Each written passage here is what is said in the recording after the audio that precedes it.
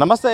సిద్దిపేటలో సీఎం రేవంత్ రెడ్డి చేసిన వ్యాఖ్యలపై మాజీ మంత్రి హరీష్ రావు అయితే మాత్రం కౌంటర్ వేశారు. ఓ రకంగా సవాల్ కూడా విసిరారు. దమ్ముంటే నాపై పోటీ చేయి రేవంత్ రెడ్డి అంటూ కూడా నేరుగా సవాల్ విసిరడంతో ఈ అంశం రాజకీయంగా ప్రధాన అంశంగా మారింది. మరి మాట్లాడే ప్రయత్నం చేద్దాం. మనతో పాటు సిద్దిపేట కాంగ్రెస్ పార్టీ ఇన్ఛార్జ్ హరికృష్ణ గారు ఉన్నారు.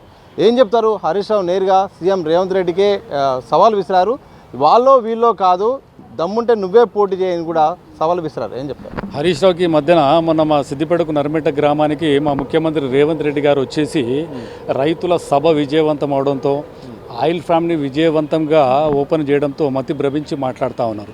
నీ స్థాయి ఏందో ఒకసారి తెలుసుకొని మాట్లాడు అని అడుగుతా ఉన్నా మిస్టర్ హరీష్ రావు గారిని. ఎందుకంటే నీ స్థాయి చింతమడక గ్రామం నీ మామది. నీ మామ చింతమడక గ్రామంలో మా గ్రామ శాఖ అధ్యక్షుడు సర్పంచ్గా నిలబడతాడు. సర్పంచ్ మీద నువ్వు పోటీ చేసి గెలిస్తే చాలు, నువ్వు ముఖ్యమంత్రి రేవంత్ రెడ్డి దాకా పోని అవసరం లేదని నేను అంటా ఉన్నా. ఎందుకంటే ముఖ్యమంత్రి రేవంత్ రెడ్డి గారి మీద నిలబడే దమ్ము ధైర్యం నీకు లేదు. కనీసం ఆయన ముందట నిలబడి మాట్లాడే దమ్ము ధైర్యం లేని వ్యక్తివి ఈరోజు నువ్వు సవాల్ విసిరే స్టేజ్కి పోవడం సిగ్గుచేటని అంటా ఉన్నా. ఈరోజు రాష్ట్ర ప్రజలందరూ గమనిస్తూ ఉన్నారు. నువ్వు చేసిన మోసాలని సిద్దిపేట ప్రజలు నిన్ను చీకొడతా ఉన్నారు. ఇటు ప్రజలను మోసం చేసినావు, రైతాంగాన్ని మోసం చేసినావు. అది ప్రాజెక్టుల పేరు మీద రైతుల భూములు గుంజుకొని వాళ్ళ కన్నీరు ఈ రోజుకి ఏడుస్తూ ఉన్నారు. వాళ్ళకు ప్యాకేజీలు ఇవ్వలేదు. నువ్వు ఎంతోమంది రైతులను భూములు గుంజుకున్నావు. విద్యార్థులు ఈరోజు నిరుద్యోగ సమస్యతో బాధపడతా ఉన్నారు. ఇన్ని సమస్యలు పెట్టుకొని ప్రజలు చీకొడతా ఉంటే ఒకవైపు చెప్పులతో స్వాగతం పలుకుతూ ఉన్నారు. నువ్వు మొన్న చూసినావు సర్పంచ్ ఎన్నికల్లో నువ్వు ఒకవైపు గజ్వేలు పోయినావు. ఏదో పెద్ద సీఎం క్యాండిడేట్ లాగా పోయి ప్రచారం చేస్తా అని పోయినావు. ఏమైంది? గజ్వేల్ సభలు నీ చెప్పులతో కొట్టిరా లేదా? అన్ని టీవీలలో వచ్చిందా లేదా? నువ్వు నిన్నగాక మొన్న చింతమడక నీ సొంత గ్రామం సిద్దిపేట నియోజకవర్గ గ్రామంలోనే చింతమడక ప్రాంతానికి పోతే అక్కడ ప్రజలు నేను ఉరికియలేదా? కార్లెక్కి పరుగులు పెట్టలేదా అని అడుగుతా ఉన్నా. ప్రజల విశ్వాసం ఎట్లాగో కోల్పోతా ఉన్నావు. రోజుకు నీ విశ్వాసం కోల్పోతుంది. ఒకవైపు నీ కార్యకర్తలు కూడా తిట్టుకుంటారు. మా సిద్దిపేటలో కార్యకర్తలు కూడా కాన్ఫిడెన్స్ లెవెల్ పోయింది. నీ నాయకత్వాన్ని ఎవరు నమ్ముతలేరు. అక్కడ ఉన్నటువంటి నాయకులు కూడా నన్ను వచ్చి కలుస్తూ ఉన్నారు. టీఆర్ఎస్ పార్టీ మంచి ముఖ్య నాయకులు. సమయం సందర్భం చూసి మేము కూడా వాళ్ళను పార్టీలకు ఆహ్వానించబోతా ఉన్నాము. ఖచ్చితంగా టీఆర్ఎస్ పార్టీని ఖాళీ అవ్వడం ఖాయం. సిద్దిపేటలో పోటీ దూరం ఎక్కువ. ఇప్పుడు నేను సవాల్ విసురుతా ఉన్నాను. ఇక్కడి నుంచి నీకు దమ్ము ధైర్యం ఉంటే నువ్వు రాజీనామా చెయ్యి. ఎన్నికలు పోదాందా ఎన్నికలు పోయి నిరూపించుకో. నువ్వు మళ్ళీ ఎమ్మెల్యే గెలుస్తావా లేదో తర్వాత సంగతి. మా ముఖ్యమంత్రి గారు తర్వాత సంగతి అండి.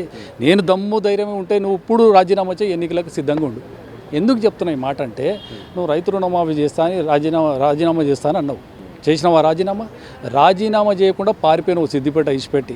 సిద్దిపేట ప్రజలు అడిగారు, అయ్యా హరీష్ రావు నువ్వు ముఖ్యమంత్రి రేవంత్ రెడ్డి గారు రైతు రుణమాఫీ చేస్తే రాజీనామా చేస్తా అన్నావు కదా, మరి రాజీనామా ఎందుకు చేయలేదని సిద్దిపేట ప్రజలు అన్ని చౌరస్తాల మీద ఫ్లెక్సులు పెట్టి సోషల్ మీడియాలో అడిగితే సిద్దిపేట ప్రజలకు ముఖం చూపించలేక నువ్వు పరుగులు పెట్టినావు. అవునా కాదా? నిన్న మా ముఖ్యమంత్రి రేవంత్ రెడ్డి గారు సిద్దిపేట అభివృద్ధిని రైతాంగానికి మంచి చేయాలని సిద్దిపేటకు వస్తే సిద్దిపేటకు రేవంత్ అన్న ముంగట కనిపించకుండా నువ్వు పారిపోయినావు. అవునా కాదా? ఆడ పారిపోయినావు, ఈడ పారిపోయినావు. ఇంకా పోటీ చేసే దమ్ము నీకెక్కడదని నేను అడుగుతా ఉన్నా. సిద్దిపేట అనగానే బీఆర్ఎస్ పార్టీ గెలిచేది మొదటి సీటు సిద్దిపేట అని ఒక ప్రచారంలో ఉంది. మీరు ఏకంగా హరీష్ రావు ఇంకా సర్పంచ్గా గెలిస్తే గ్రేట్ అయినట్టుగా మీరు మాట్లాడుతున్నారు. ఏ ఉద్దేశంతో మాట్లాడుతున్నారు? ఒకటే ఉద్దేశం అండి. నేను ఇది పొలిటికల్ విమర్శ కాదు. దయచేసి మీరు వాస్తవాలను ప్రజలకు కూడా చేరవేయండి. సిద్దిపేటలో అప్పట్లాగా లేదు పరిస్థితి. సిద్దిపేటలో పరిస్థితి మారింది. ప్రజలలో చైతన్యం వస్తూ ఉంది. నిజాలు తెలుసుకుంటా ఉన్నారు. కొత్త నాయకత్వాన్ని కోరుకుంటా ఉన్నారు. ముఖ్యమంత్రి చేస్తున్నటువంటి రేవంత్ రెడ్డి గారు చేస్తున్నటువంటి ఏదైతే సంక్షేమ పథకాలు ఉన్నాయో ప్రభుత్వ పథకాలను ప్రజలకు చేరవేయడం. ఒకటి చిన్న ఎగ్జాంపుల్ చెప్తా. కేసీఆర్ సొంత గ్రామం కదా సిద్దిపేట. హరీష్ రావు ప్రాతినిధ్యం వహించిండు కదా. 40 ఏళ్ళు వాళ్ళే కదా పరిపాలించింది. మరి సిద్దిపేటలో ఒక్క డబుల్ బెడ్రూమ్ అని ఇచ్చినావా? ఎవరికి ఇచ్చినావు అంటే నీ చుట్టూ తిరిగే టీఆర్ఎస్ పార్టీ నాయకులకు ఇచ్చి అవి కూడా 2 లక్షలకో 3 లక్షలకో అమ్ముకున్నావు. లాస్ట్కి ఎంత ఘోరం అని అంటే ఏదైతే సీఎం రిలీఫ్ ఫండ్ ఓలడుగుతారండి. పేద ప్రజలు పాపం వల్ల అనారోగ్యంతో బాధపడితే హాస్పిటల్లో ఖర్చులు అయితే సీఎం రిలీఫ్ ఫండ్ల గురించి ఎమ్మెల్యే దగ్గరకు వచ్చి అయ్యా మాకు అప్పుల పాలనమో ఇంత బిల్లు అయింది మాకు కావాలని అంటారు. లాస్ట్కు నువ్వు సీఎం రిలీఫ్ ఫండ్లో కూడా కమిషన్లు నొక్కి పేపర్కి వచ్చినావు, టీవీలకు వచ్చినావు. అంత నీచమైన చరిత్ర ఇలా హరీష్ రావుది ఉంది. ఇవన్నీ గమనిస్తూ ఉన్నారు ప్రజలు బుద్ధి చెప్పడానికి రోజులు దగ్గర పడ్డాయి. మొన్న కూడా స్థానిక మొన్న ఎమ్మెల్యేగా నా మీద పోటీ చేసినప్పుడు కూడా ఆయన మెజార్టీ తగ్గింది, పెరగలే. మీరు గమనించండి. 1,50,000 మెజార్టీ వస్తుంది తొడగొట్టిన హరీష్ రావు 80,000కు పడిపోయాడు. మామూలుగా ఇదే సందర్భం ఎందుకంటే ఫలితాలు వస్తున్న కొద్దీ ప్రతిసారి కూడా హరీష్ రావు మెజారిటీ ఎంత అని ఒక ప్రచారం జరుగుతుంది. అంటే ప్రతి ఎన్నికకు పెరుగుకుంటూ పోతున్న ప్రచారం. మొన్న కొంచెం తేడా జరిగింది. ఏం జరిగింది? అదే చెప్తా ఉన్నా. ఎప్పటికప్పుడు పెరుగుతూ ఉంది. కానీ మొన్నటి ఎలక్షన్లో నేను పోటీ చేసినప్పుడు ఖచ్చితంగా 1,50,000 అన్న మెజార్టీ స్లోగన్ ఆయన ప్రచారం చేసుకుండు. ఈసారి 1,20,000 కాదు 1,50,000 వస్తుందని చెప్పిండు. మరి ఎందుకు వచ్చింది 80,000 మెజార్టీ మీకు? ఎందుకు వచ్చింది? ప్రజలలో కాంగ్రెస్ ప్రభుత్వం మీద రేవంత్ రెడ్డి గారి నాయకత్వంలో, మా మహేష్ కుమార్ గౌడ్ గారి నాయకత్వంలో కార్యకర్తలలో జోష్ వచ్చింది. సిద్దిపేట కాంగ్రెస్ పార్టీ నాయకులు రోజు రోజుకు అన్ని గ్రామాలలో ఈరోజు కాంగ్రెస్ పార్టీ జెండా పడతా ఉన్నారు. టీఆర్ఎస్ పార్టీ కాలైతా ఉంది. మీరు చూసారు మొన్న మా ఇన్ఛార్జ్ మినిస్టర్ వివేక్ వెంకటస్వామి గారి మీద చాలామంది ఊర్లలోకి వెళ్ళి సర్పంచులు, ఉప సర్పంచులు, వార్డు మెంబర్లు వచ్చి పెద్ద ఎత్తున చేయలేరు. ఎందుకంటే నీ నాయకత్వాన్ని చీకొడతా ఉన్నారు. నీది దురల పాలన, అహంకార పాలన ఇంకా జరుగుతూ ఉంది. రెండో లీడర్షిప్ను అక్కడ ఎదగనియ్యవు, ఇంకోని ముందుకు రానియ్యవు. ఎవడన్నా మాట్లాడితే కేసులు పెట్టే సంస్కృతి నీది. ఈరోజు సిద్దిపేటలో ఒక ఫ్రీడమ్ వచ్చింది. ప్రజలు స్వచ్ఛందంగా బయటకు వస్తూ ఉన్నారు. ఏ బాధ అయినా అధికారుల దృష్టికి, కలెక్టర్ దృష్టికి, ఎంఆర్ఓ దృష్టికి, ఆర్డీఓ దృష్టికి తీసుకుపోయే ఒక స్వతంత్రం ఈరోజు మేము కల్పించినాం. మా ప్లాట్ఫామ్ మేము కూడా సిద్దిపేటలో కాంగ్రెస్ పార్టీ నాయకులం కానీ మేము కానీ ప్రజలకు అందుబాటులో ఉంటున్నాం. నిరంతరం ప్రజలకి ఏ కష్టం వచ్చినా మేము హాస్పిటల్ ఖర్చు కానీ ఏదున్నా సీఎం రిలీఫ్ ఫండ్ కానీ ఎల్ఓసీలు కానీ సిద్దిపేట కాంగ్రెస్ పార్టీ క్యాంప్ కార్యాలయం సిద్ధంగా ఉంది. వారందరికీ మేము అందుగా ఉండి విశ్వాసాన్ని ఇంకా రెట్టింపు చేసుకొని ఎన్నికలకు సిద్ధమవుతామని తెలియజేస్తాం. మీరేమో ఇలా మాట్లాడుతున్నారు, హరీష్ రావు గారు ఏమంటున్నారంటే మొత్తం ఒక కుట్ర జరుగుతుంది, ప్రతిపక్ష ఎమ్మెల్యేని కూడా ఆ ఉద్దేశంతో కూడా ఇక్కడ నిధులు కూడా రాకుండా చేస్తున్నారు, నియోజకవర్గాల అభివృద్ధి కాకుండా అడ్డుపడుతున్నారు రేవంత్ రెడ్డి అంటూ కూడా ఆయన మాట్లాడుతున్నారు. ఏం కుట్ర జరుగుతుందండి? అక్కడ స్థానిక ఎమ్మెల్యే హరీష్ రావు అయినప్పటికీ కూడా నేను అక్కడ ఇన్ఛార్జ్. అవునా? సిద్దిపేటకు కూడా నాకు నిధులు కావాలని నేను ముఖ్యమంత్రి గారిని కలిసినప్పుడు, ఇన్ఛార్జ్ మినిస్టర్ గారిని కలిసినప్పుడు, అప్పుడు ఇన్ఛార్జ్ మినిస్టర్ ఉన్నటువంటి కొండ సురేఖమ్మ గారు కానివ్వండి, ఇప్పుడు ఇన్ఛార్జ్ మినిస్టర్ వివేక్ వెంకటస్వామి అన్న గారు కానీ ఎవరైనా నేను నియోజకవర్గానికి అభివృద్ధి కావాలన్నా సిద్దిపేట నియోజకవర్గం ఇంకా కుట్టిపడి ఉంది. అరే అట్లెట్లయితుందా అభివృద్ధి అని మాయ మాటలు చెప్తాడు కదా హరీష్ రావు. అంటే నిజమే అన్న, ఇంకా గ్రామాలలో ఎక్కడ పోయినా కూడా సీసీ రోడ్ల నిర్మాణాలు లేవు, లైట్ల సౌకర్యం లేదు, మంచినీటి సౌకర్యం లేదు, ఇవన్నీ ఇబ్బందులు గురవుతున్నారన్న. నాకు నిధులు కావాలంటే ఇప్పటి వరకు దాదాపు మేము వచ్చి 27 నెలలు అవుతుంది. ఈ 27 నెలల్లో సిద్దిపేట నియోజకవర్గానికి అన్ని వర్గాలు కలిపి దాదాపు 500 కోట్ల రూపాయలు మేము తీసుకొచ్చినాం అభివృద్ధి ఇప్పటి వరకు. మేము సాక్ష్యాలతో సహా మీకు ఆధారాలు అందజేస్తాం. నువ్వు 10 నెలల్లో కూడా నువ్వు ముఖ్యమంత్రి మీ మామ ఉన్నావు కదా, నువ్వు దోసుకోవడానికేమో నలుగురు కలిసి ఫామ్ హౌస్కి మామ దగ్గర పోయారు రాష్ట్రాన్ని దోసుకోవడానికి. మరి సిద్దిపేట నియోజకవర్గానికి అభివృద్ధి గురించి నీ మామ దగ్గర పోయి ఎందుకు నిధులు తేలేదు అని నేను అడుగుతా ఉన్నా. సిద్దిపేట అభివృద్ధిని అడ్డుకుంటున్నామని చెప్తున్నావు కదా, ఎక్కడ అడ్డుకున్నాం? ఎక్కడ అడుగుకున్నాం? అప్పుడు ప్రభుత్వంలో ఉన్నది ఎవరు? వాళ్ళే కదా, ముఖ్యమంత్రి వాళ్ళ మామనే కదా. మరి అప్పుడు ఎందుకు నిధులు తెచ్చి ఆ పనులు ఎందుకు పూర్తి చేయలేదని అడుగుతా ఉన్నా. కావాలని బురద జల్లే ప్రయత్నం చేస్తూ ఉన్నావు. నీ ఉనికిని కోల్పోతున్నా, నీకు భయం అవుతా ఉంది, నీకు దడ స్టార్ట్ అయింది ఆల్రెడీ. ఇవన్నీ మానుకో. నేను ఉరికిచ్చే రోజులు దగ్గర ఉన్నాయి. సిద్దిపేట ప్రజలు నేను ఇంట్లో కూర్చుని పెట్టే రోజులు కూడా దగ్గరకు వచ్చినాయి. ప్రతిరోజు కూడా ప్రభుత్వాన్ని ఇరికించేలాగా, అలాగే మంత్రులపై, సీఎం రేవంత్ రెడ్డిపై, ప్రభుత్వ తీరుపై కూడా విమర్శలు చేస్తున్నారు. చాలా కాన్ఫిడెంట్గా ముందుకెళ్తున్నారు. మీరేమో హరీష్ రావులో భయం మొదలైంది, దడ మొదలైంది అంటున్నారు. కాన్ఫిడెంట్ ఎక్కడ కనబడుతుంది ఆయన ముఖంలో? కాన్ఫిడెంట్ ఉంది ఆయన ఫేస్లో? భయం వచ్చింది, భయంతో మాట్లాడుతుండే అవన్నీ, కాన్ఫిడెంట్తో కాదు. ఇటు కుటుంబ పోరు స్టార్ట్ అయింది. నేను అన్నీ ఇప్పుడు తర్వాత చెప్తాను. కుటుంబ పోరు కూడా స్టార్ట్ అయింది. ఇంటర్నల్ పార్టీలో సిద్దిపేటలో ఉన్నటువంటి బీఆర్ఎస్ పార్టీ నెలలో పోరు స్టార్ట్ అయింది. ప్రజలలో పోరు స్టార్ట్ అయింది. ఏ గ్రామానికి పోయినా అక్కడ ఒకటి అడుగుతా ఉన్నా. ఇప్పుడు ఈ 2 సంవత్సరాలలో హరీష్ రావు సిద్దిపేటలో ఎన్ని గ్రామాలు తిరిగిండో నాకు చెప్పమాను. నేనెన్ని గ్రామాలు తిరిగినా ఆయన ఎన్ని గ్రామాలు తిరిగిండో సవాల్ విసురుతా ఉన్నా. ఎందుకు తిరగలేకపోతున్నాను?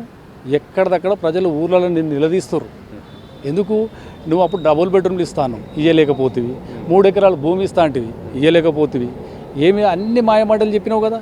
ఏ ముఖం పెట్టుకొని ముందుకు పోతావు? ఇప్పుడు నువ్వు 3 లక్షల రూపాయల ప్రొసీడింగ్ ఆర్డర్స్ ఇస్తా, తప్పుడు ప్రొసీడింగ్లు ఇచ్చేసి నీ ఎన్నికల ముందు తప్పుడు ప్రొసీడింగ్లు ఇస్తే పాపం మా సిద్దిపేట ప్రజలు ఇల్లులన్నీ గులగొట్టుకున్నారు. ఇల్లులు గులగొట్టుకొని ఈరోజు ఇల్లు లేక గుడిసెలలో ఉంటున్నారు. కానీ మేమేం చేసినాం? నిరుపేద కుటుంబానికి ఇల్లు దక్కాలి, పాపం వాళ్ళకు కూడు కూడా ఉండాలని చెప్పేసి మేము 3500 ఇల్లులు సిద్దిపేటకి ఇచ్చినాం. సిద్దిపేటకి ఇచ్చి ఇంద్రం ఇల్లులు ఎన్నో గృహప్రవేశాలు జరిగినాయి. ఇలా ప్రజలంతా సంతోషంగా ఉన్నారు ఇల్లులు కట్టుకొని. అది మేము చూపిస్తాం. ఏ ఊరికంటే ఆ ఊరికి మినిమం 70, 80, 100 ఇల్లులు ఇచ్చినాం ఇంద్రం ఇల్లులు. మీరు డబుల్ బెడ్రూమ్లు ఎన్ని ఇచ్చారో సవాల్ విసిరాం, రాండి చూద్దాం. ఇచ్చిన డబుల్ బెడ్రూమ్లు కూడా ఒకటో తడప పాపం 2 లక్షలకు 3 లక్షలు తిని కమిషన్లు కొన్నావు కదా. నువ్వు ఏం చేసినావు అని ఇంకా నేను ఒకటే గమనిస్తా ఉన్నా. సిద్దిపేటలో ఖచ్చితంగా ఎప్పుడు ఎన్నికలు వచ్చినా పోటీకి మేము సిద్ధంగా ఉన్నాం. ప్రజలు సిద్ధంగా ఉన్నారు. హరీష్ రావుకు బుద్ధి చెప్పడానికి రేవంత్ రెడ్డి గారి సారథ్యంలో, మహేష్ కుమార్ గౌడ్ గారి సారథ్యంలో మేము ముందుకు పోతామని తెలియజేస్తా ఉన్నాం. సిద్దిపేట అంటే బీఆర్ఎస్ జెండా, బీఆర్ఎస్ అంటే సిద్దిపేటగా కొన్ని సంవత్సరాలుగా నడుస్తూ ఉంది. మరి అలాంటి ప్రాంతంలో కాంగ్రెస్ జెండా ఎగరేయడం సాధ్యమా? 100% సాధ్యం. ఎందుకనంటే ఒకవైపు చూస్తే యంగ్ అండ్ డైనమిక్ మా లీడర్ రేవంత్ రెడ్డి గారు ఉన్నారు. ప్రభుత్వ పథకాలు ఉన్నాయి. ప్రజలు అతను చీకొట్టడం కానీ, మేము చేస్తున్న అభివృద్ధి కార్యక్రమాలు కానీ, నూతన నాయకత్వం రావడం కానీ, గ్రామాలలో క్యాడర్ పెరగడం కానీ, ఇవన్నీ చూస్తూ ఉంటే మాకు కాన్ఫిడెంట్ ఖచ్చితంగా ఉంది. వచ్చే ఎన్నికలు మీరే చెప్పారు ఇందాక 1,50,000 మెజార్టీ అని చెప్పుకుంటున్నటువంటి హరీష్ రావు ఎన్నికల రిజల్ట్ చూస్తూ ఉంటే మెజార్టీ తగ్గుతూ వస్తూ ఉంది. ఈసారి మెజార్టీ తగ్గడం కాదు, ఓడిపోవడం ఖాయమనే చెప్తా ఉన్నాను. చివరి చెప్పండి, మంత్రి కాబోయే మంత్రి ఎవరు? ఎందుకంటే ఇక్కడ మంత్రి ఆఫర్ ఇచ్చేంత పరిస్థితి ఎందుకు వచ్చింది? ఎందుకంటే సిద్దిపేటలో గెలవడం కష్టమా అనేది ఒక క్వశ్చన్ ఉంది. దాంతోపాటు మరి హరికృష్ణ కాబోతున్నారా, ఎవరు కాబోతున్నారా, ఏం చెప్తారు? ఒక విషయం అండి, రేవంత్ రెడ్డి గారు ఈ మాట అనడంలో ఒక అర్థం ఉంది. ఎందుకనంటే సిద్దిపేటకు గతంలో మంత్రిగా ఉన్న హరీష్ రావు ఏం చేయలేకపోయాడు, కేసీఆర్ ఏం చేయలేకపోయాడు. సిద్దిపేట ప్రజలకు పాపమ్మ ఏదైనా బాధ వస్తే చెప్పుకోవడానికి ఒక నాయకత్వం లేకుండా పోయింది. ఇప్పుడు కాంగ్రెస్ పార్టీలో కొత్త నాయకత్వాన్ని మీరు ఎంచుకుంటే నేను అతన్ని మినిస్టర్ చేసి ఖచ్చితంగా మీకు అందుబాటులో ఉండే విధంగా ఇంకా గ్రామాలు ఏదైతే హరీష్ రావు చేయని అభివృద్ధి కానీ, కేసీఆర్ చేయని అభివృద్ధి కానీ మా మినిస్టర్ ద్వారా సిద్దిపేటను రాష్ట్రంలో అన్ని నియోజకవర్గాలు ఎట్లా అభివృద్ధి చెందినాయో సిద్దిపేటను కూడా ఒక మినిస్టర్ను ఏర్పాటు చేసి అధిక నిధులు ఇచ్చి సిద్దిపేటను అభివృద్ధి చేస్తా అని చెప్పిండు. దానివల్ల సిద్దిపేట ప్రజలు కూడా గమనించారు, చాలా సంతోషాన్ని వ్యక్తం చేశారు. వాళ్ళు కూడా కొత్త నాయకత్వాన్ని ఎంచుకోవడానికి సిద్ధంగా ఉన్నారు. చివరిగా ఏం చెప్తారు హరీష్ రావు గారికి? ఏం సవాలు విసురుతారు, ఏం మాట చెప్పగలరు? ఏమో ఒకటే సవాల్ విసురుడు కాదు. ఇక నువ్వు సిద్ధంగా ఉండు, ముల్లె మూట చదువుకొని ఇంట్లో కూర్చో, అంతేగా. ఇంతకు మించి ఏం చెప్పా హరీష్ రావుకి? ముందు చెప్తా ఇప్పటి నుంచి. హరీష్ రావుకి ఏమేమి చెప్పాలో ఒక్కొక్కటి వచ్చి నేను అన్నీ చెప్తా ఉంటాను. ఆలస్యం ఏం లేదండి. 1-2 సంవత్సరాలు నేను సిద్దిపేటలో నేను ఎన్నికల వాస్తవాలు మాట్లాడుకున్నాను. నేను ఎన్నికలు అయిపోయిన తర్వాత సిద్దిపేటలో ఒక్కొక్క సమస్యను కానీ, అధికారులతో మాట్లాడడం కానీ, సమస్యలను అన్నింటినీ తెలుసుకోవడంలో కానీ, గ్రామాలు తిరగడంలో కానీ, నిధులు తేవడంలో కానీ అక్కడ ఫుల్ టైం ఇవ్వడం జరిగింది. ఇప్పుడు సిస్టమ్ అంతా నా దగ్గర సిద్దిపేటలో సెట్ అయింది. మండలాల వారీగా, గ్రామాల వారీగా అన్ని సిస్టమ్ సెట్ అవుతూ వస్తుంది. ఇప్పుడు నాకు ఒకటే పని, 3 సంవత్సరాలు ఆ వెనుకబడుడే నా పడి రేవంత్ రెడ్డి గారి నాయకత్వంలో అతను చేసిన ఏవైతే కార్యక్రమాలు ఉన్నాయో ప్రజలకు నిజాలను తెలియజేసే కార్యక్రమమే నాది. Okay, thank you very much. మొత్తంగా ఇది సిద్దిపేట సంబంధించిన ఏదైతే సీఎం రేవంత్ రెడ్డి చేసిన వ్యాఖ్యల నేపథ్యంలో రేవంత్ రెడ్డి మీద పోటీ చేసి గెలిచే సత్తా హరీష్ రావుకు లేదు. కనీసం సర్పంచ్ కూడా గెలవలేని పరిస్థితులు ఉన్నాయి. ప్రజా వ్యతిరేకత విపరీతంగా ఉంది. దమ్ముంటే ఇప్పుడున్న పరిస్థితుల్లో ఇప్పుడు రాజీనామా చేయి హరీష్ రావు, నేను పోటీ చేయడానికి నీపై సిద్ధంగా ఉన్నాను, చిత్తుగా ఓడిస్తాను, ఇప్పటికైనా తప్పును ఒప్పుకునే ప్రయత్నం చేయాలి. అలాగే హరీష్ రావులో ఒక భయం మొదలైంది, ఆ భయమే ఆయన మాటల్లో కనిపిస్తుందని కూడా సిద్దిపేట కాంగ్రెస్ పార్టీ ఇన్ఛార్జ్ హరికృష్ణ గారు చెప్పిన సందర్భం కనిపిస్తుంది. కెమెరా పర్సన్ మధుసూదన్తో సతీష్, దిశ టీవీ, హైదరాబాద్.